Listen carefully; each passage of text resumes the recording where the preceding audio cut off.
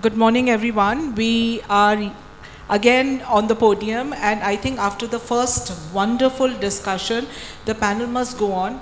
Now, this responsibility was given to me to moderate this session, and I was wondering that being a clinician, how we are going to set the ball rolling.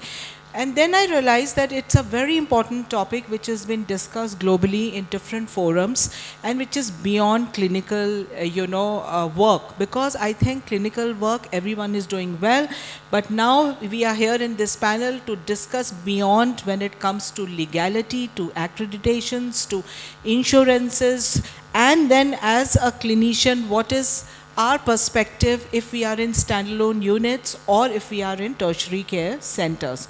So let's start the ball rolling and let's go to our first question.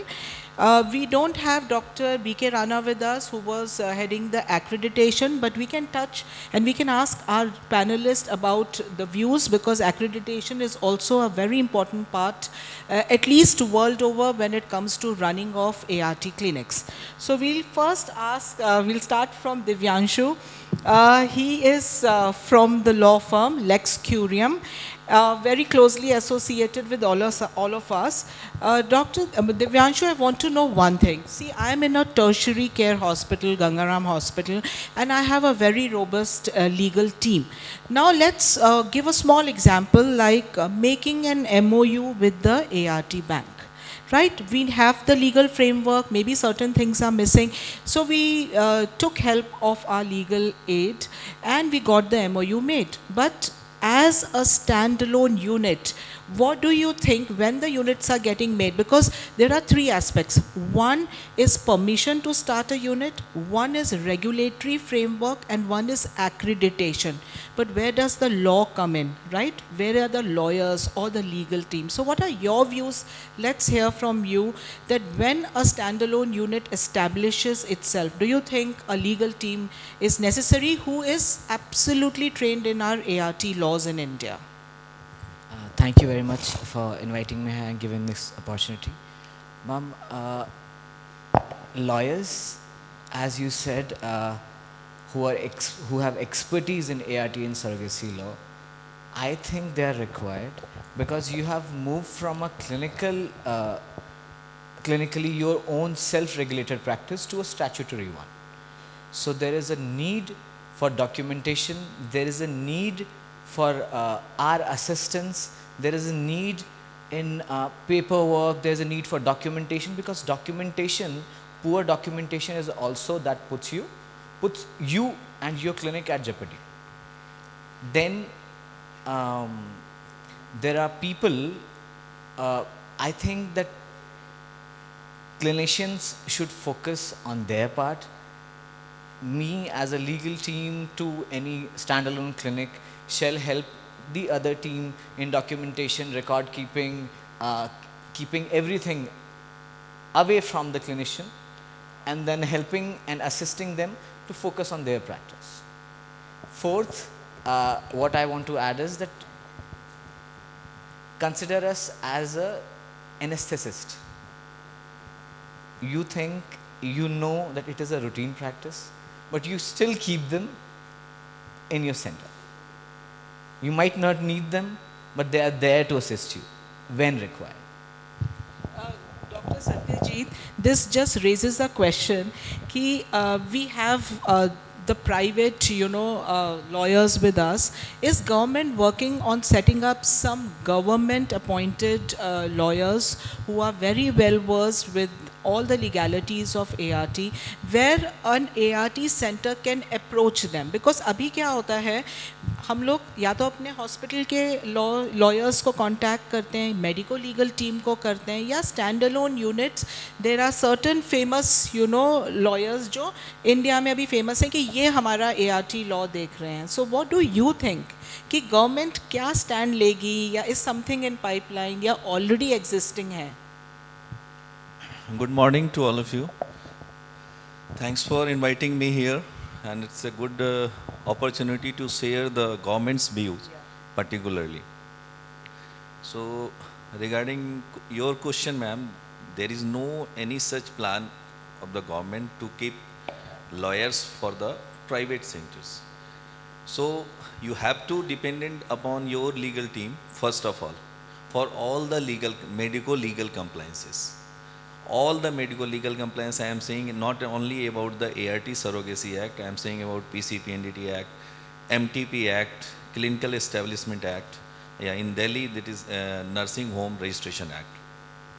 So for that purpose you have your legal team, and for all the medico legal cases like sometimes you become in a legal hurdles after some patients file a legal suit against you. For that purpose you have to a permanent legal team. But for this particular fertility law, definitely if your team is not competent, not it is a very new things, so you have definitely you have to depend upon a few lawyers which is well expert in this ART and fertility Yes, laws. Mr. Vikas.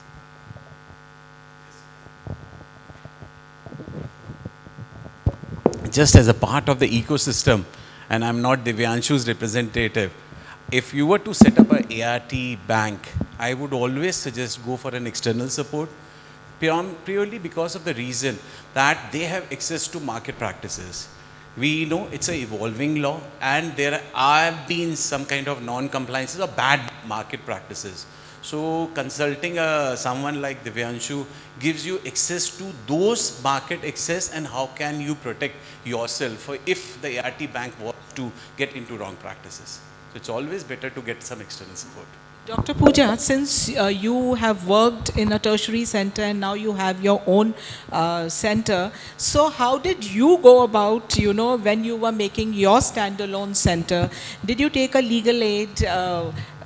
What? Or did you just follow all the, consent forms which were there online and just followed them?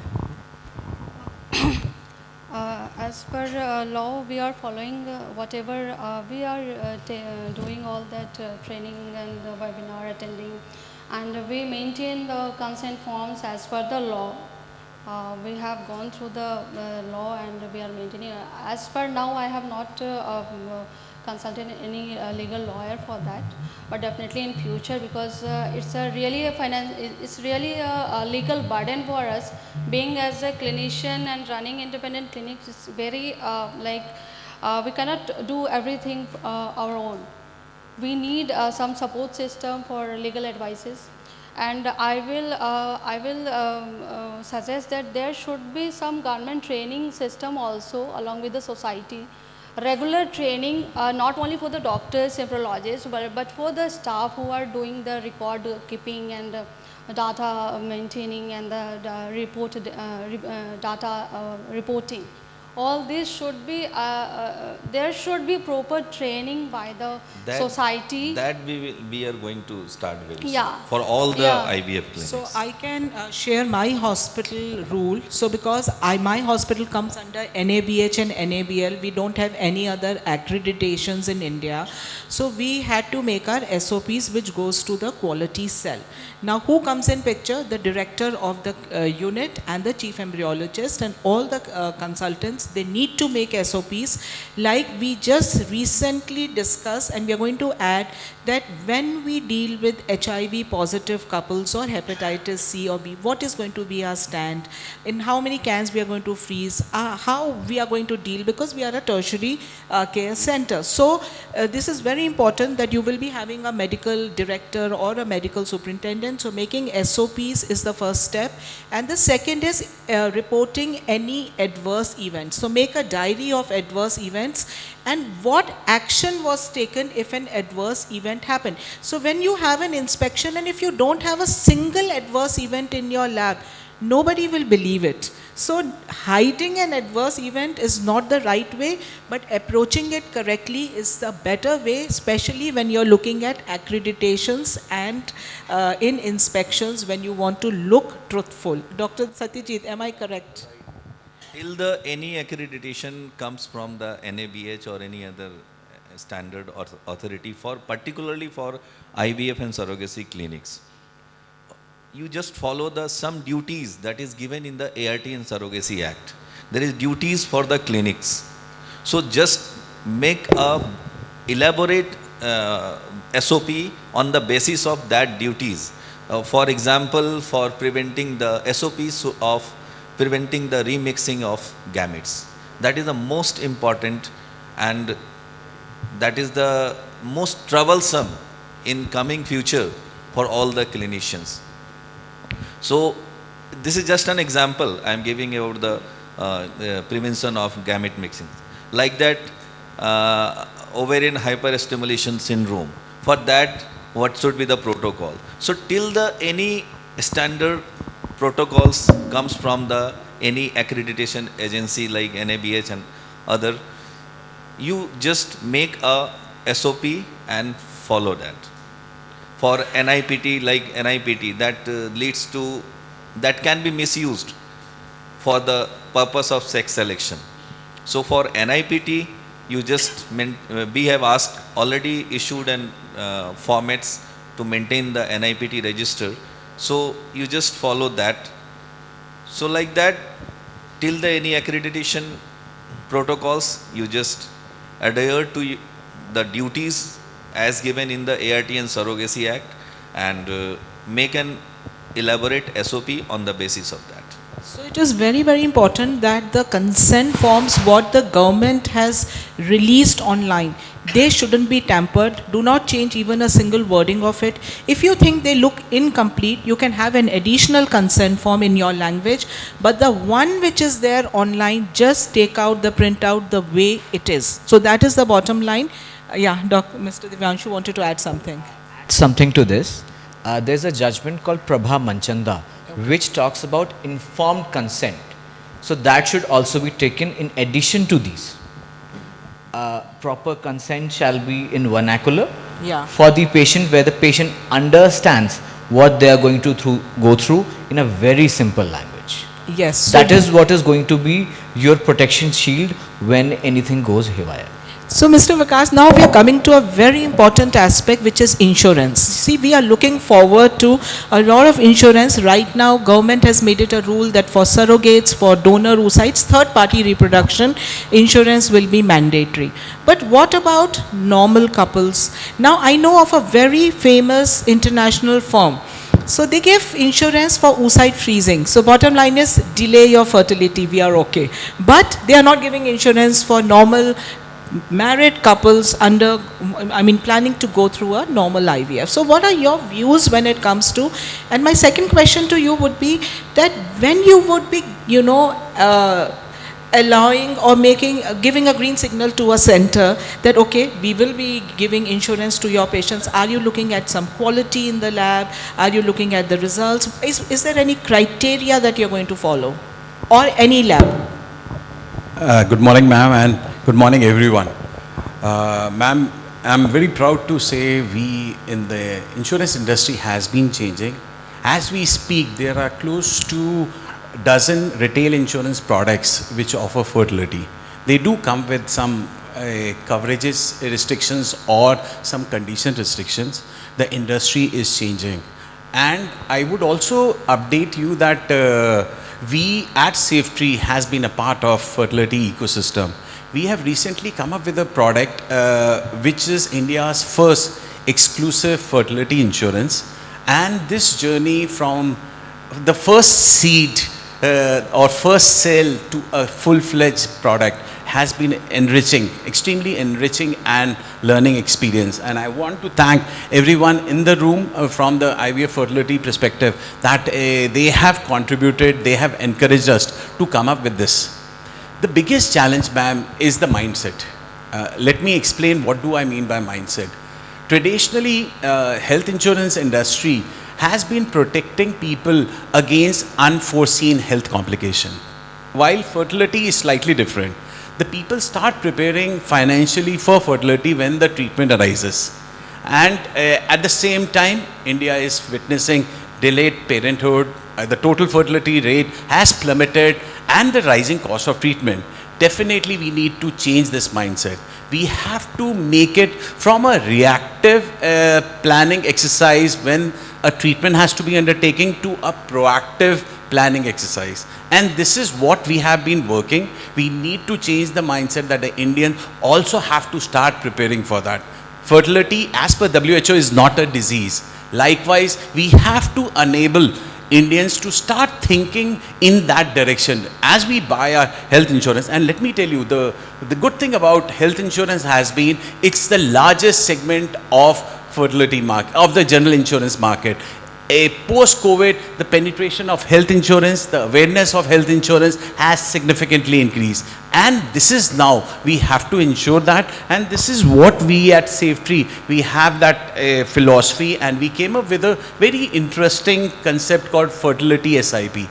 So basically, this is a structured approach that encourages gradual financial preparedness for future fertility needs. I think the winds have started changing, and as we proceed further, you will have more and more insurance products which will be making couple financially prepared for fertility treatment. Like you have a marriage janam patri or a marriage patri, you are going to have a fertility, insurance right from the beginning, the moment a couple, gets married. Exactly. That's the what intent. So are you planning to also cover diagnostics in that, like an HSG or a laparoscopy, or is it going to be only when you reach, the pinnacle? So it's going to be like IVF will be covered, but because there are so many riders to the insurances which we have, and that makes it very difficult for the couples. They have paid the premium, but the moment it comes to executing it or getting the money back, and then they have all the riders. Ma'am, would be a evolution. As of now, it's covering the basic tenets of IVF treatment only. We have added egg freezing as also one of the features. So it has those, but as we proceed further, I do believe all the aspects which can provide comprehensive treatment would be included. So Dr. Pooja, what do you think that what matters the most to the patient? Is it the competence of the lab, the accreditation of the lab is offering insurances, or some other factors, what you think? Or it is just the trust? Like I can give you an example without naming any center. A patient comes with 4 failed IVFs and 1 laparoscopy and 1 hysteroscopy for a center, totally based on the trust of the doctor. The patient actually said, the doctor has a very good track record, and there was not a single report available for me to comment on it. So do you think that what is the biggest thing for you in a practice, or is it everything together? No, I don't think a single factor matters most. I think all the factors are involved in the trust building, and the most important is commitment. Commitment the fertility care team is giving to the patient. Like I will give an example. Yesterday only I met a patient who underwent an IVF cycle in some sub-center of a large organization, and then she failed and aborted and all, and after 6 months she went back to the hospital and asked for the second transfer. She has already embryo frozen there. So that time the doctor has left the center, and the center was also merged with some other center, and now the patient has to restart the treatment. So who is accountable for this? So I think this commitment is very important for the patient, for the trust building. So every patient who is choosing IVF center, they should ask the center who is committed for their IVF journey from the starting till the end. I think this is the most important thing, along with all these legal compliances and good laboratory care, best expert team, embryologist team, medical team. Dr. Satyajit, now we have a law since last 3 years, and the labs are following it. But what is the reality, what you see? Is there a difference in what has been told and what is being followed? Have you found any discrepancies, or you think that now the labs are following everything to the core what the government wants? It's very important for all of us to hear that. I don't think so that every center has started following the law as it is. So they need to evolve, they need to change their mindset, because Now the law is standing, law is enacted. So we have to change our mindsets. We have to maintain the records. We have to follow the insurance regulations as prescribed by the. We have to fill all the forms as prescribed, like form 1, 2, 3, 4, 5, 6, whatever the forms. So record keeping is most important. So most of the centers started following, but still few of the centers not started following. And the center which started following, there is some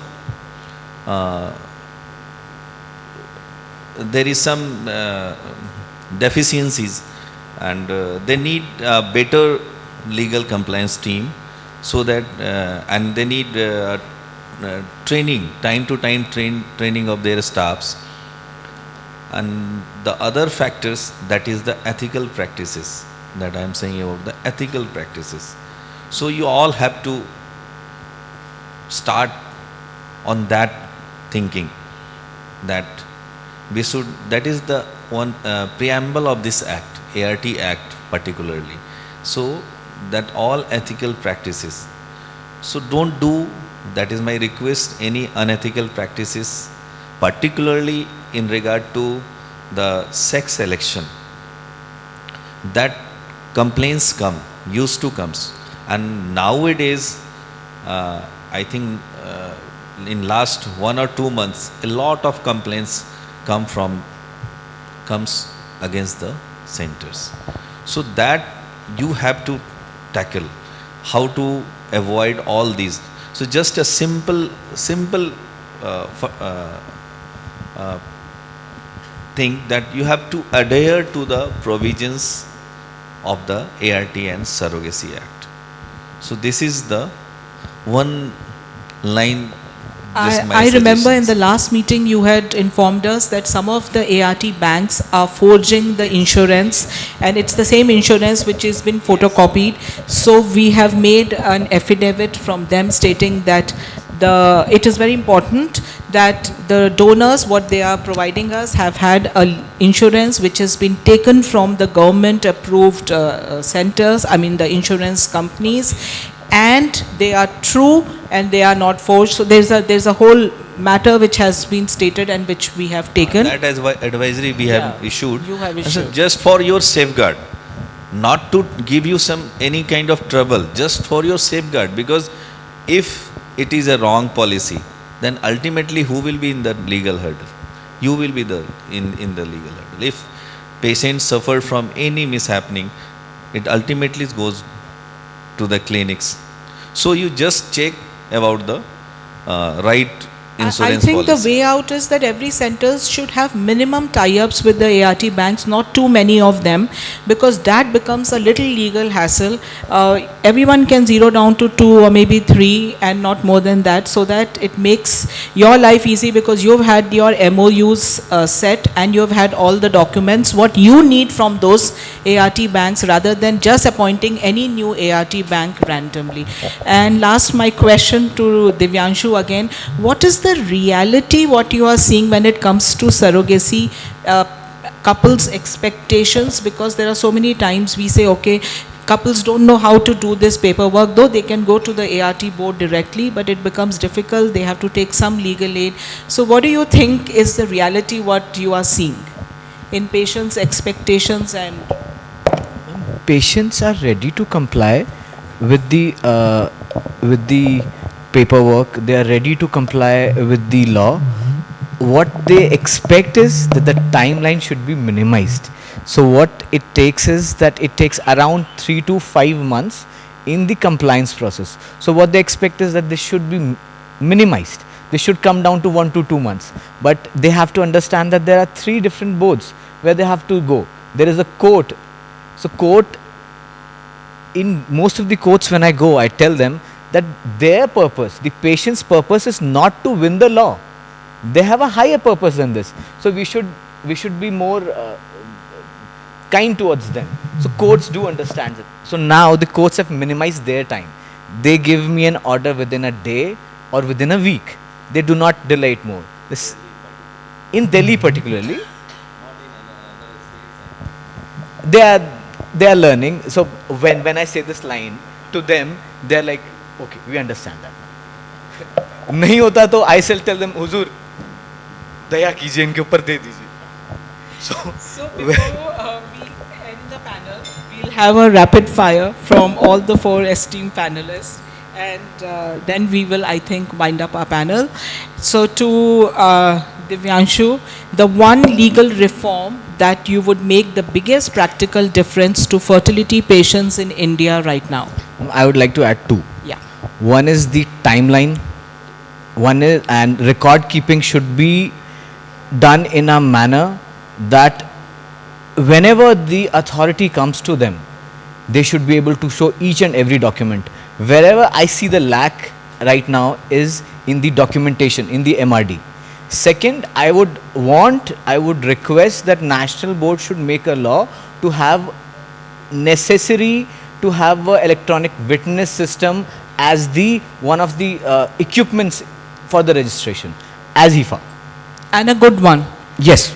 Just having an electronic witness system and not using it or not being that effective will not help us. So till the time electronic witnessing system becomes mandatory, at least a manual witnessing, which is called a double witnessing, should be followed and documented, ideally in your papers. This is very important because keeping the recent case, we need to learn from the different cases which we will be facing in our life, and we need to make our paperwork very robust. Dr. Pooja, what is... I think all are aware that we have to keep the records for 10 years in ART and 25 years for the surrogacy. And if there is a medico-legal case, then till the time it is resolved. What is one question patients should ask every fertility clinic before choosing one, but almost never do? Well, it's a very tricky question.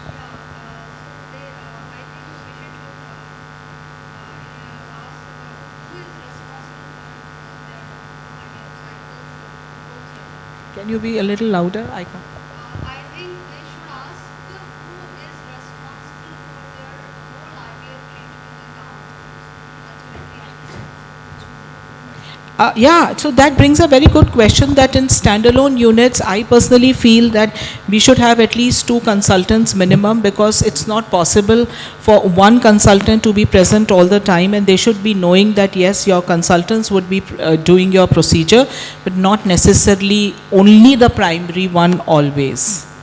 So a backup is very important. A backup for every equipment is important, whether it is your aspiration pump to your incubators to your workstation. Everything has to be minimum 2 in number. Dr. Satyajit, you definitely already have told us that reinforcement or enforcement of ART and surrogacy regulation in Indian clinics currently, are they strong enough? Which you just... Law is strong enough, and if the government thinks, and if any, we all the state authorities, time to time we used to give them the feedback, what needs to be changed. So they are working on it. So laws are strong enough. You just follow it, and the duties particularly that is already given in the act, you just adhere on that.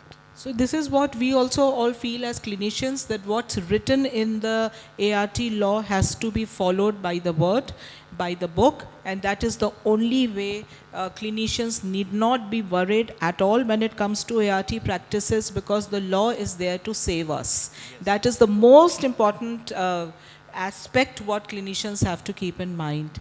And last, to Mr. Vikas, do you think this kind of an insurance in next 5 years would just be a niche, just being offered to few, or will it be a norm, you know, that it would be offered like a mainstream? It's going to be mainstream. It's going to be? Mainstream. Mainstream. And let me give you the rationale behind it. 10 years back, maternity used to be in a similar position what fertility is. But today, most of the health insurance products have maternity as a standalone position. So I do believe in a 5 years' time, with the changing awareness, this would be definitely be a part of a standard health insurance product. I really wish that insurance becomes a norm, because quality comes with cost. So if we have to increase the quality of Indian labs, besides the expertise, of course it has to be there, you know, it has to, the infrastructure and the automation or some kind of an advancement has to come in. And as long as insurance is covering it, the clinics can really, you know, not advertise low cost IVF, but quality IVF, and they can strive for that. So I think we come to the end of the panel. We have had wonderful different, you know, aspects which we have heard, right from challenges of standalone units to having medical legal teams which have to be robust, how insurance will be a norm in future, and most important is, no matter what you are, where you are practicing, follow the ART law by the pages it is written. Thank you so much. Thank you, POH, for giving us this platform to discuss. Thank you so much, ma'am. It is always a pleasure to host you and to have this meaningful discussion, because every time we have such kind of discussion, we gain some insights and expertise from the experts we have. So let's give them a big round of applause for the information insights we got from this discussion. And this conversation highlighted the important reality that fertility care continues to evolve the future that will be shaped not only by clinical excellence but also by trust, transparency, quality standards and ethical practice. I will request Dr. Shweta ma'am to please come on center and facilitate the co-panelist for this discussion. Dr. Satyajit Kumar. And let's also give a big round of applause to each of our panelists.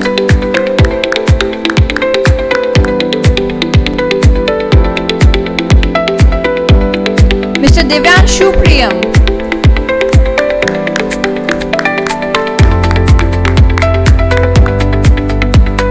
Let's show some energy and keep rolling your hands for our speakers, Dr. Pooja Kumari.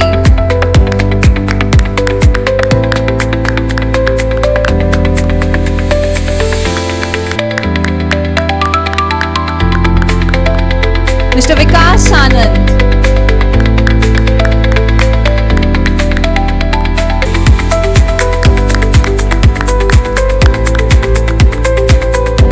I would like to invite Ms. Khushbu Sharma. Ma'am, please come on stage and felicitate Dr. Shweta Mittal Gupta for excellently moderating and leading this conversation. Thank you so much, ma'am.